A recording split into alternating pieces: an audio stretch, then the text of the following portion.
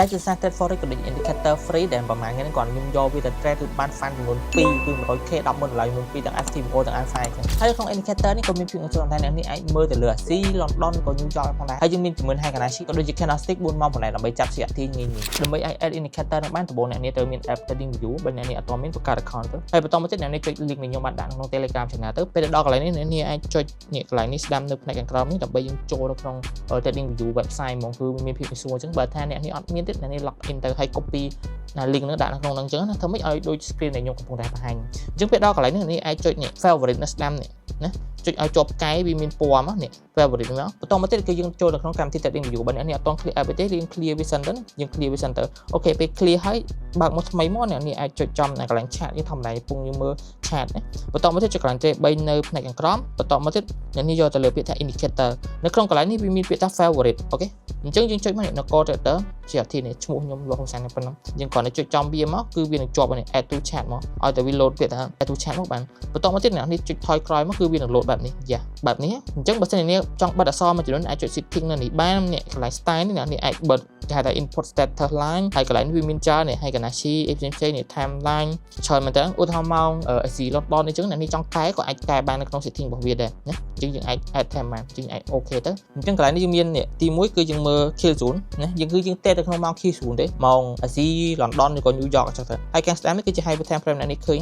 hyper time frame អញ្ចឹងគឺមាន4ម៉ោងយើងអានេះវាមាន daily វាមាន weekly អញ្ចឹងទៅអញ្ចឹងដើម្បីយើងងាយស្រួលអញ្ចឹងណាថាតើពេលណាយើងមាន CRT យើងមានអីអញ្ចឹងគឺវាមានភាពងាយស្រួលក្នុងការលេងអញ្ចឹងយើងមានអស់ហើយកុំភ្លេចទៅមើលរបៀបក្នុងការ trade ទាំងអស់គ្នាអញ្ចឹងរបៀបខ្ញុំលេងគឺអបវ៉ាន់នេះគឺខ្ញុំរងចាំទៅដល់ម៉ោង London ហើយខ្ញុំមើលភាគច្រើនគឺថ្ងៃអង្គារម៉ោង London ឬក៏ថ្ងៃពុធអញ្ចឹងបើថ្ងៃអង្គារអត់មានគឺថ្ងៃពុធដឹងតែមាន reversal នៅម៉ោង London អញ្ចឹងណាអញ្ចឹងដំបូងលេងអ្នកនរអាចកលេចមើលបានអញ្ចឹងទី1ដែលខ្ញុំត្រូវមើលដល់ម៉ោង London នេះអញ្ចឹងដល់ម៉ោង London ខ្ញុំចាប់មើល4ម៉ោងចាស់របស់វា4ម៉ោងចាស់របស់វាខ្ញុំចាប់វាជា CRT high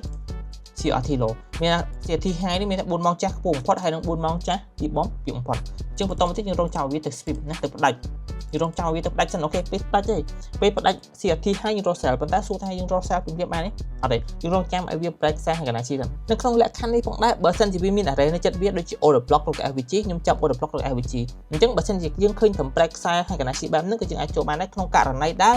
SL របស់វាអាចទៀបបែបនេះអញ្ចឹងឧទាហរណ៍នេះអាចលេងបែបនេះបានវាមាន condition ច្រើនណានេះយើងអាចលេងរបៀបចេះក៏បាននេះយើងរៀបតែមួយ C2 ណានៅលើ swing ដាក់ SL នៅលើអញ្ចឹងក៏បានឬក៏មួយទៀតអ្នកនេះចាំឲ្យវាបង្កើតជា array ក៏បានចាំឲ្យវាបង្កើតជា array ក៏បានប៉ុន្តែដោយសារកន្លែងនេះគឺខ្ញុំមើលមកវាអត់មាន FVG ឬក៏ order block អីទៀតទេហើយណាមួយវាជាប់គ្នាហ្មងមិនអត់មានបើអ្នកលេងទូទៅគេត្រូវចាំ SMT FVG ផ្សេងៗអញ្ចឹងប៉ុន្តែកន្លែងនេះគឺខ្ញុំឃើញលើវាមាន Photoshop អញ្ចឹងទៅ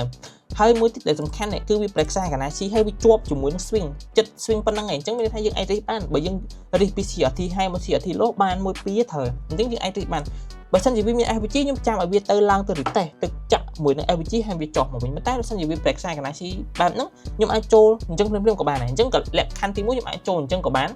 ឬក៏លក្ខខណ្ឌមួយទៀតខ្ញុំចាំឲ្យវាមាន FVG ចាទៅថាឥឡូវវាមាន FVG បែបនេះអ្នកនេះឃើញនេះ FVG បែបនេះអញ្ចឹងគឺខ្ញុំអាចចងចាំឲ្យវាបានដូចនេះវាមក retest FVG នៅហ្នឹងខណៈទី1បិទបែកខណៈទី2បិទវិចារបើសិនជាពេលខ្លះខ្ញុំអត់ចង់ចូលលុយខ្ញុំអាចចាំអញ្ចឹងបានមានន័យថានៅពេលដែលយើងឃើញ FVG បែបហ្នឹងគឺយើងគ្រាន់តែដូរមក5នាទីដើម្បីយើងមើលទៅលើ reaction នៅតំបន់ array អញ្ចឹងដូចថានៅនេះវាមាន FVG 10នាទីអញ្ចឹងគាត់ថាខ្ញុំចាំ set នៅហ្នឹងគាត់តែខ្ញុំចាំខណៈទី1បិទបែកខណៈទី2បិទវិចារមកវិញអញ្ចឹងកន្លែងហ្នឹងបើបិទបែកបិទវិចារដែលខ្ញុំអាសានិយាយរាល់ដងគឺតោះតែបើយើង strong confirm អ្នកនេះទៅតែកន្លែងនេះថាឥឡូវកន្លែងនេះគឺជា candle ពណ៌ Q វាចាក់មានន័យថាវាចាក់នៅតំបន់ FVG ហ្នឹងវាចាក់សល់នេះសល់ shadow សល់សម្ោលនៅបែបនេះហើយខណ្ឌទី2វាបិច្រាស់វាចេញជារាងពណ៌ក្រហមវិញអាហ្នឹងគាត់តែឃើញក្រហមភ្លាមយើងចូលភ្លាមចូលនៅចុងក្រហមភ្លាមអញ្ចឹងណាអាហ្នឹងគឺជាក្បួនខ្ញុំចុងប៉ុន្តែអានេះបើសិនជាគ្នាយើង let entry អីគ្នាយើងអាចចូលនៅចុង FVG ហ្នឹងអីចឹងយើងអាចចូលបានដូចគ្នាអញ្ចឹងអាស្រ័យទៅលើជាក់ស្ដែងហើយ position ហ្នឹងក៏ខ្ញុំបានចូលនេះអាចមើលបានណាបើសិនជាវា break side ហើយកណាជីនៅចិត្តដូច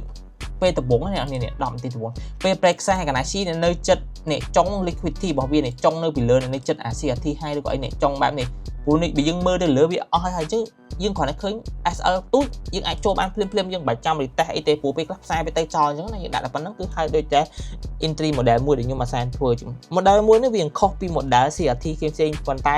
ខ្ញុំសូមបញ្ជាក់អានេះខ្ញុំគាត់ឲ្យ combine យកមកប្រើទេដើម្បីឲ្យអ្នកនរមានភាពងាយស្រួលទៅទាំង indicator ទាំងអីចឹងណាហើយបើអ្នកនេះចង់រៀនស៊ីជម្រៅទៅលើការ reading ខ្ញុំក៏មានខុសដែរព្រោះខ្ញុំចូលរៀនថ្ងៃ10នេះឯងចំនួនមានកំណត់ហើយបើចង់បាន contract បានលុយមកវិញ10រៀលពេលដែល trade បានមួយ lot ក៏អាចចូល link ដើម្បីបង្កើតបានដែរខ្ញុំដាក់នៅក្នុងក្រោម description នេះហ្នឹងអ្នកនេះអាចចូលបង្កើតបានហើយមានកំណត់ផ្សេងៗអាចចូលបានហើយជួបគ្នាវីដេអូក្រោយជម្រាបលា Bye